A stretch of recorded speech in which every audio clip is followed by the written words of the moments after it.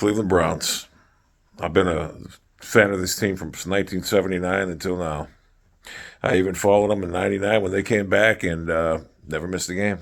Although no, when they had Spurgeon win, there was a time when I felt just like I do now about the Cleveland Browns, and that was when they had Spurgeon win playing quarterback. It was in total dysfunction. But now the dysfunction is worse than ever because we got all these supposedly good players on the roster. I mean, everyone in the NFL circle says it's a top 5 roster. You heard that preseason, top 5 roster. Everyone thought Stefanski was a good coach from outside the organization because they never seen how he actually is within the organization. But the biggest problem in Cleveland is Paul DePotesta, Kevin Stefanski. They are horrible. And whoever does the drafts, whoever's picking the players, the drafts have been horrible. I mean, look at last year. Newsom, he played good last year. This year he sucks. JOK sucks. Schwartz sucks. Their drafts have been horrible. Bring back John Dorsey. That's who we need. He made one mistake, Baker Mayfield. And the only reason he hired Freddie Kitchens because Paul DePotesta wanted Stefanski. We all seen how that turned out. Stefanski's a clown show. Now there's rumblings that Paul DePotesta... Now, I did hear that they had to bring... Now, listen, I heard that the Cleveland Browns coaches have to bring their game plan into DePotesta and this and that. I heard this all along. I knew this, but whatever. That should never happen. But now there are rumblings that not only before they get the game plan, they adjust it. They, what's the word I'm looking for? They adjust it. They go through it. And now I'm hearing that they actually have say-so on how the game is called, which I don't put any validity in that because if that was the case, if Kevin Stefanski's on the sidelines making these dumbass decisions with the help of these guys in the front office that are radioing down, telling him how you got to call this, you got to do that, then Kevin Stefanski's the biggest puppet idiot I've ever seen. Because all he would have to do is go to Jimmy Haslam and say, listen, I'm not coaching this way no more. You can fire me, but I'm going to the media and I'm telling them everything that's going on here. That's all you'd have to do. That's why I don't buy into it.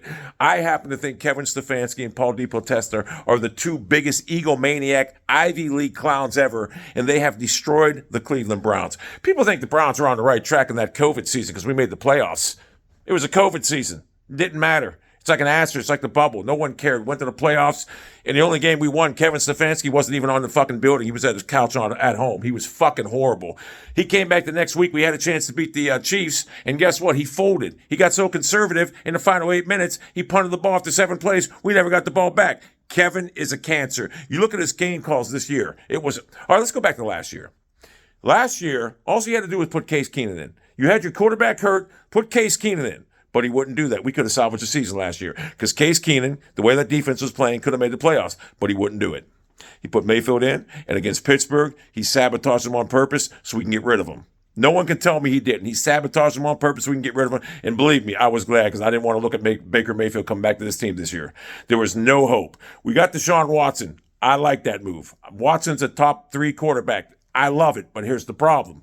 Kevin Stefanski. The first 3 games we lost this year were by 6 points. They were all avoidable. The Jets game, 13-point lead with the final minute left. We blew that because of the defense. Let's go back to the first fucking game of the year against Carolina.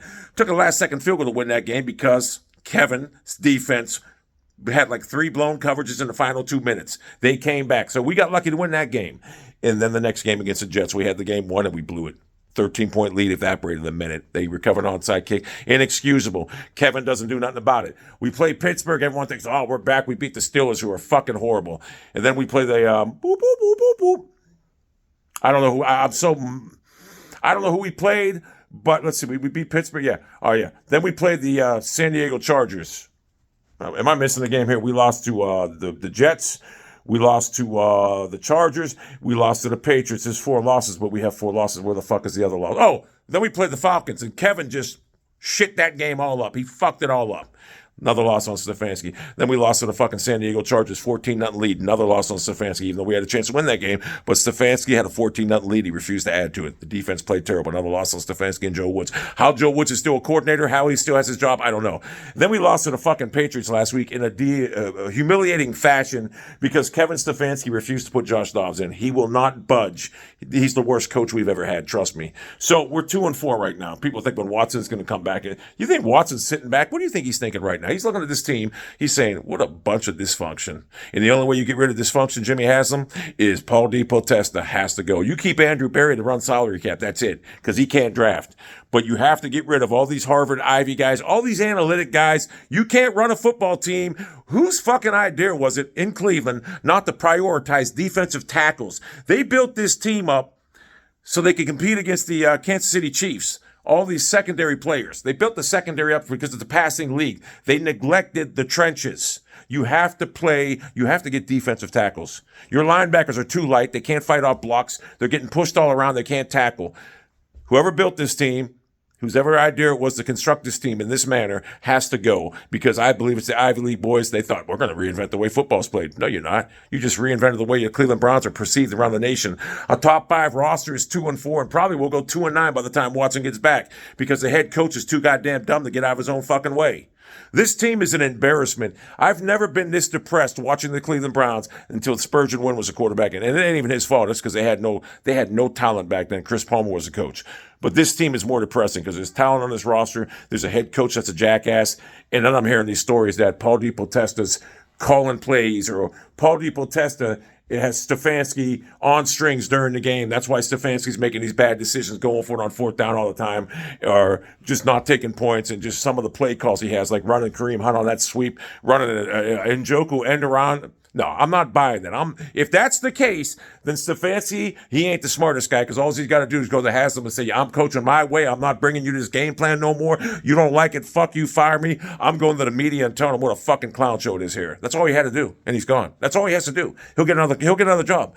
People say, oh, there's no way. How'd that guy coach in Cleveland? But I don't.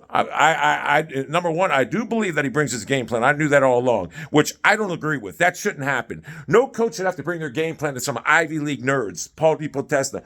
These analytic guys should not have to look at the game plan. This is a football game, okay? There's certain times of the game where momentum shifts. Football's about momentum. It's about the feel of the game. It's about other things. You can't go with analytics. So if that's the case, if I was the head coach, I would have told them guys, I'm not bringing you my game plan no more. You guys don't like it, fire me. That's all you got to do. That's all you have to do. Because no one wants to coach in them adverse situations where you're bringing a bunch of analytic nerds, my game plan, here, adjust it, do what you guys think's best. No fucking way. I'm not buying it.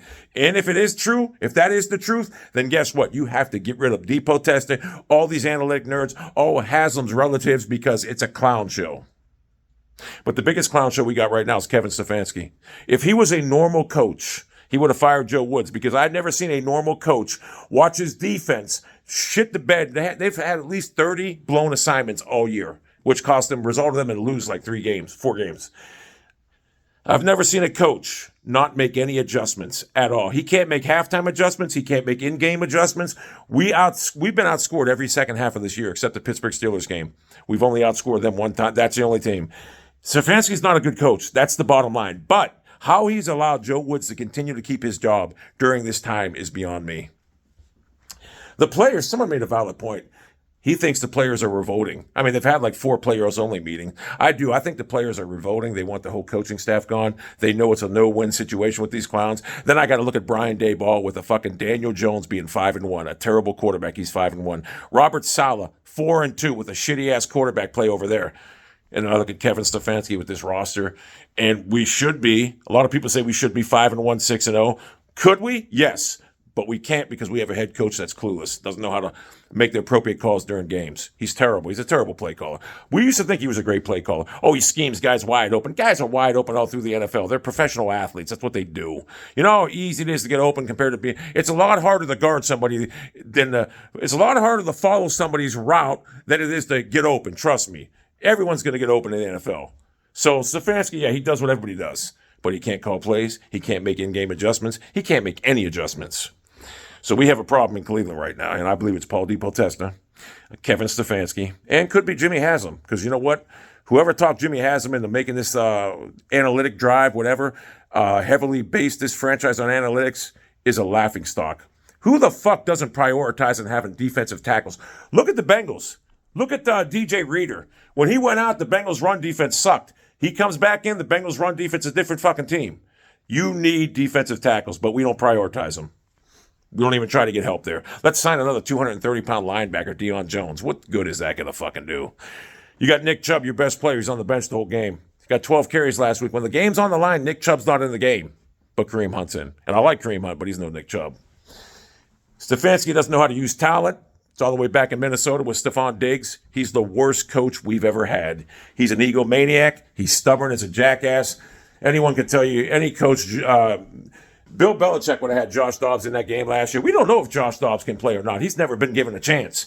I can tell you right now, Josh Dobbs will not be as bad as Jacoby Brissett, and that is a fact. I can tell you that sitting on my couch in Youngstown, Ohio right now. Jimmy Haslam, if this is true, you got Paul DePotesta making moves for the Kevin Stefanski during the game, calling plays during the game, making his decisions for him during the game, making his halftime adjustments. What adjustments? During the game, then you have to go yourself because you are an embarrassment. So Kevin Stefanski, if this is really happening to you, that they're making adjustments with your game plan, they're telling you how to coach the game during the game, then you need to go to the front office and all them clowns and say, I'm done, do whatever the fuck you want, but I'm telling you, once you fire me, I'm going to the media and I'm outing all you motherfuckers. That's all you got to do. And guess what? I'm pretty damn sure they're going to say, okay, don't bring us your things no more, just coach. That's what they're going to tell you. Guaranteed. That's how you get power back in that organization. If that's happening, I just happen to think Stefanski's truly clueless and an egomaniac and a stubborn jackass. I mean, why the fuck wouldn't... Someone said they had Nick Chubb on a 20 pitch count. He can only rush the ball 20 times, which I know is a lie because he's already done that a couple times this year, I believe. But I look at Kevin Stefanski against the Jets a couple years ago when he had no wide receivers. He threw the ball 54 times and ran the ball 14 times. So I look at a guy that tries to outsmart everybody else, and he eventually what he does, he outsmarts himself. He outcoaches himself. The bottom line is this. I've never been more depressed watching the... And I don't even care. I've already succumbed to the fact that this year's a wash. Oh, that's another thing, too. They thought Jacoby Brissett would be able to hold the fort down for 6 games, and then it turned to 11 games. And when it went to 11 games, they should have been doing anything to get a better quarterback because Jacoby Brissett is just flat out not good. Not good. Now you're going to see people say, well, we could be 5-1 or 6-0. Yeah, we could be. Ifs and buts are candy and nuts, but you got a defense that can't stop nobody. They can't stop a 5'11" or a 5'8", 180-pound running back, Eckler, whatever the fuck he weighs. Can't even stop that guy. They can't stop the run. The Patriots scored on 2 of the same plays last week, and no one touched either one of the running backs. Bailey Zapp looked like Tom Brady last week. That's how bad these players are. They're not. All these players we get in Cleveland, they get worse as every year goes on. They get worse. They get worse. Our team has gotten worse every game this season. It's leadership. We have none. That's all coaching. We have none. So Jimmy Haslam, you got to make the move. This season's a wash. This season's a wash. Something needs to be. I don't even care. Honestly, I'm being dead serious on my cats' lives. I hope we get slaughtered the next 9 games until Watson comes back. I like Watson. I want him to have a fresh start when he comes back in next year. But I hope we lose the next 9. I want to be 2-9. I want to get blown out every game because I need this guy Haslam to understand that he needs to get rid of these Ivy League guys. They are a cancer to this organization. No team in the league does what the Cleveland Browns do, if it's allegedly true what these clowns are saying, because nobody does it. There's a reason why you're in dysfunction. I feel the dysfunction from an outsider right now. I do. From watching it, it looks like dysfunction. So you have to get rid of all these clowns. You have to. And I already told Kevin Stefanski how he gets out of it if it is true. I can't believe he's not smart enough to realize that's all he had to do. I mean, Kevin, if you look at Kevin, all he has is his face embedded in that fucking play sheet. I've never seen him coach any facet of the team outside of the calling plays. He's horrible. So the only reason I keep Barry is because he's a salary cap guy. He's Joe Banner, basically, salary cap guy. He doesn't know talent off. He's looking at his drafts. But there's a problem in Cleveland right now, and it's a very bad problem. And a lot of people say it's Jimmy Haslam, and it could very well be. But doesn't excuse the fact that Kevin Stefanski's horrible. Now, there's a guy I want you to hire next year, Jimmy. Brian Flores. Like he's good friends with Deshaun Watson. Brian Flores is your guy. These guys on defense, they'll love him. You'll get the talent out. You'll get all the talent out of them guys. But Brian Flores is your man if you're going to hire a coach. What you got going on right now is a clown show, and it's dysfunction at its finest. I can see it. I can feel it. I live it with this team, and it's time you stand up and eradicate everybody in the organization. Depot Tester, all these analytics. You guys hired 2 new analytic guys from Abercrombie and Fitch. You're the laughing stock of football, and I will no longer stand around and wait for it. Deshaun Watson's probably sitting back saying, what the fuck did I get myself into? It's an embarrassment. And any Browns fans that don't want to accept that they're in denial, watch Sunday. Believe me, watch Sunday and watch what happened. It's going to get ugly.